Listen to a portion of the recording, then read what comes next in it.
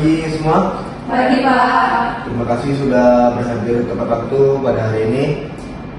Boleh silakan duduk semua.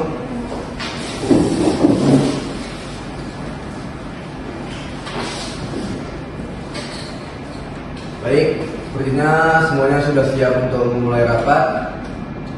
Jadi kita mempunyai agenda hari itu yang sangat krusial. Strategi peningkatan produk penjualan EcoClean di pasar mahasiswa. Nah, kita semua kan sudah tahu di mana EcoClean itu mendominasi di segmen rumah tangga. Sampai ekspektasi itu melebihi apa yang kita inginkan dan tidak bisa kita pungkiri semuanya terjual di area-area tertentu. Nah, kita itu punya masih PR yang sangat besar, yaitu di segmen mahasiswa. Jadi boleh Christine, coba kamu kasih gambaran umum tentang gimana performa EcoClean sejauh ini, dan terutama itu pada sektor mahasiswa. Tentu Pak Agis. Jadi EcoClean kita telah beredar selama 3 bulan. Di sini bisa kita lihat penjualan di segmen rumah tangga mencapai 85%. Ini angka yang sangat membanggakan. Namun di segmen mahasiswa baru mencapai 20%. Angka ini jauh di bawah proyeksi kita. Berdasarkan feedback awal, beberapa isu utama yaitu kurangnya kesadaran merek di kalangan mahasiswa. Selanjutnya ada persepsi harga yang relatif tinggi di kalangan mahasiswa dibandingkan dengan kompetitor produk yang lebih dulu dikenal. Selanjutnya ada distribusi terbatas di area kampus. Seperti ini Pak, gambaran dari EcoClean kita. Baik, terima kasih Christine, datanya yang sangat gamblang. Coba boleh Siska, coba kamu, apakah riset kamu itu punya insight lebih lanjut mengenai perilaku belanja mahasiswa terhadap produk pembersih ya, yang terkecuali itu pastinya harga dan kesadaran merek ya.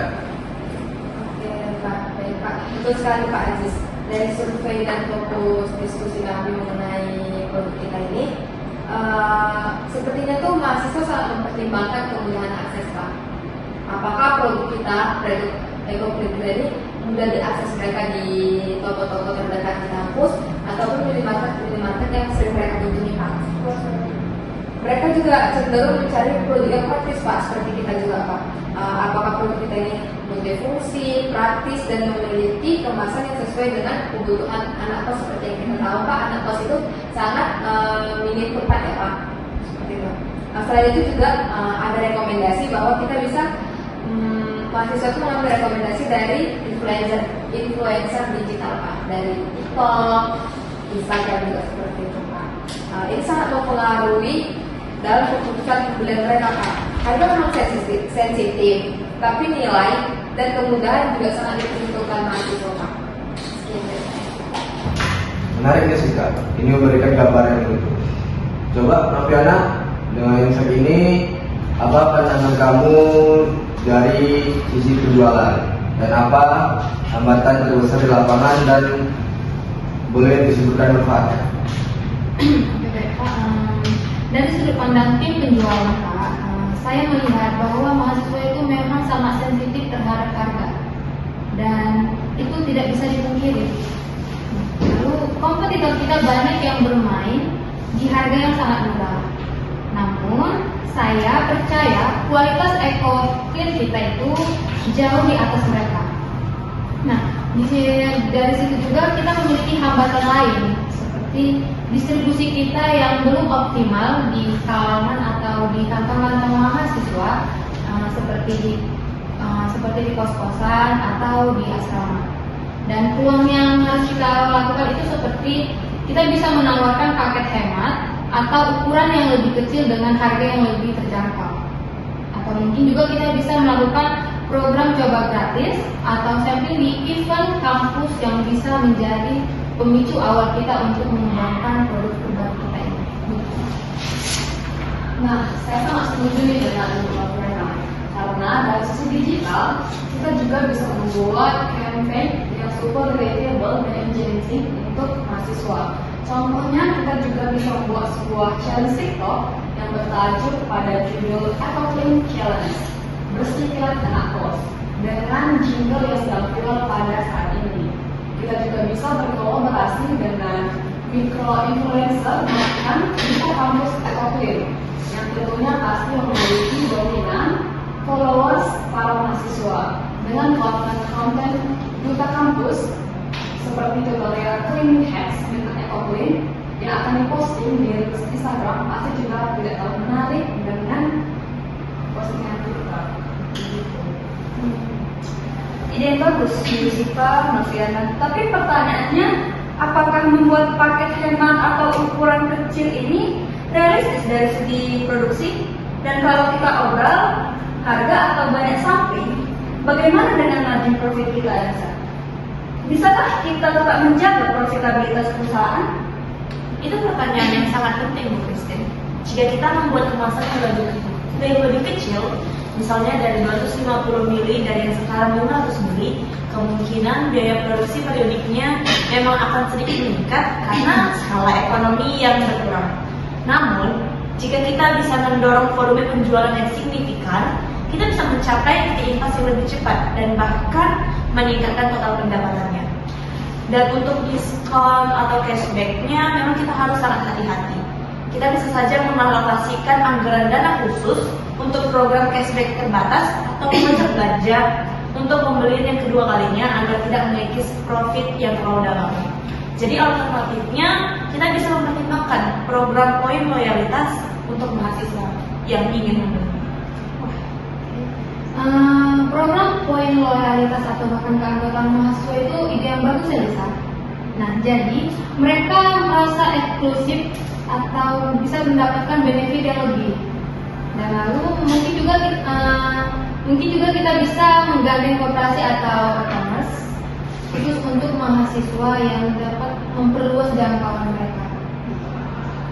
Sebagai tambahan nih, untuk memastikan campaign digital dari Yusi Pakari berjalan dengan efektif, kayaknya kita sepertinya kita bisa melakukan survei kilat di media sosial melalui platform seperti TikTok, Instagram ataupun Facebook, Pak.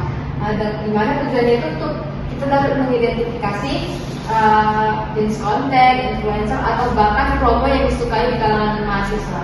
Kemudian juga hasil dari identifikasi itu, data-data itu sebenarnya sangat membantu Yusita dalam merancang campaign yang tepat sasaran, Pak. Baik tim, diskusi yang sangat produktif. Saya melihat ada beberapa kunci strategi yang muncul. Jadi saya akan langsung saja merumuskan dan saya bagi tugas. Yang pertama itu revisi produksi dan harga itu ada Elisa dan Christine. Ini tugas kalian. Dalam 3 hari ke depan saya ingin proposal yang mengenai detail opsi kemasan EcoClean yang lebih kecil atau paket hemat, beserta simulasi harganya dan proyeksi margin yang profit. Pertimbangan juga opsi bundle dengan produk lain. Nah, yang kedua ada kampanye pemasaran digital intensif. Itu dipimpin oleh Yusipa. Nah, siapkan konsep campaign TikTok dan Instagram yang viral dan worthy. Identifikasi minimal 3-5 mikro influencer atau duta kampus yang potensial. Rancang timeline campaign untuk 1 bulan ke depan. Nah, saya mau campaign ini sudah live maksimal 2 minggu dari sekarang. Nah, Novia, Anda dukung Yusipa di sisi offline activation di sekitar kampus jika berkemungkinan. Dan yang ketiga, penguatan distribusi itu Novia lagi. Anda dan tim penjualan harus fokus pada peningkatan penetrasi di area kampus dan sekitarnya. Data dari Siska boleh menunjukkan pentingnya kemudahan akses. Saya ingin laporan mengenai kemajuan ini di setiap minggu. Dan keempat, riset lanjutan dan evaluasi. Nah, Siska, Anda berkoordinasi dengan Yusipa untuk membuat survei singkat berhadiah di media sosial. Nah, hasilnya akan menjadi indikator keberhasilan campaign kita dan pivot untuk pengembangan produk atau promo selanjutnya. Nah, fokus kepada preferensi kemasan, value for money, dan daya tarik campaign. Dan yang kelima, anggaran. Itu saya beri tugas ke Elisa untuk pantau ketat anggaran semua inisiatif. Kita harus efisien, tapi jangan lupa untuk investasi yang menjanjikan di return yang tinggi. Siap, Pak Agus. Kami akan segera mengkaji opsi kemasan dan harganya. Dan akan saya pastikan semua alokasi anggaran efisien dan sesuai dengan tujuan kita. Saya akan segera merancang konsep visual dan campaign digitalnya Pak, dijamin bikin hasil pengesahannya. Saya dan tim akan gaspol di lapangan, Pak, dan kami akan pastikan bahwa Ecopin lebih mudah ditemukan oleh mahasiswa sekitar. Saya akan siapkan instrumen survei dan analisisnya Pak, secepatnya. Baik, bagus sekali. Saya senang lihat antusiasme dan komitmen di tim ini.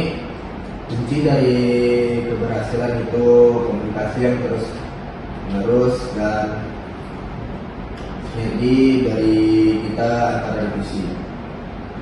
Nah, jangan ragu juga untuk berkoordinasi apa dari ide-ide baru dan kendala-kendala.